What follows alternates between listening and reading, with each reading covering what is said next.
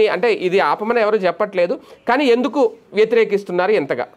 సింహం గాండ్రించడం, దున్నపోతు ఓండరం పెట్టడం, ఇది ఈ రెండిట్లో ఉన్నటువంటి తేడా. మొన్నటిదాకా గర్జించేది ఆవిడ, ఇప్పుడు ఓ రకంగా చెప్పాలంటే విలవెల్లాడిపోతుంది మమతా బెనర్జీ.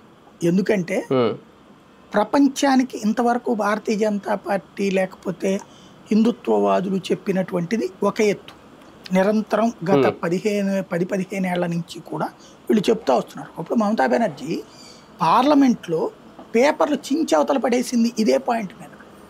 బంగ్లాదేశ్ వాళ్ళని తీసుకొచ్చి కమ్యూనిస్ట్ వాళ్ళు వాళ్ళని ఓటర్లుగా మార్చుకుని వాళ్ళ చేత గెలుస్తున్నారు అసెంబ్లీ ఎన్నికల్లో, వాళ్ళ వలన నాశనం అయిపోతుంది భారతదేశం, భారతదేశ ప్రతిష్ట నాశనం అయిపోతుంది, చొరబాటుదారుల్ని తీసుకొచ్చేసేసి వాళ్ళకి ఓట్ల హక్కులు ఇవ్వడం ఏంటి, ఇంతకంటే రాజ్యాంగ విరుద్ధం ఇంకేదైనా ఉందా అని అసెంబ్లీలో రచ్చ చేసింది, పార్లమెంట్లో రచ్చ చేసింది.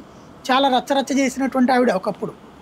ఆవిడే అదే బెంగాల్ అసెంబ్లీలో పార్లమెంట్లో ఉన్నప్పుడు పార్లమెంట్లో రచ్చ చేసింది, ఎమ్మెల్యేగా ఉన్నప్పుడు అసెంబ్లీలో రచ్చ చేసింది. అలాంటి మనిషి తను అధికారంలోకి రాగానే ఒక్కసారిగా ప్లేట్ ఫిరాయించేసింది. ఆ బంగ్లాదేశ్ వాళ్ళందరూ తన మాట వినేటట్టు, తమ పార్టీ మాట వినేటట్టు చేసుకొచ్చేసింది. వాస్తవంగా బంగ్లాదేశీలో 2 రకాల వర్గాలు ఉన్నాయి. ఒకటి ముస్లిం వర్గం, ఇంకోటి హిందూ వర్గం. అనేక మంది ఇక్కడికి వచ్చిన వాళ్ళు మొదట హిందువులు,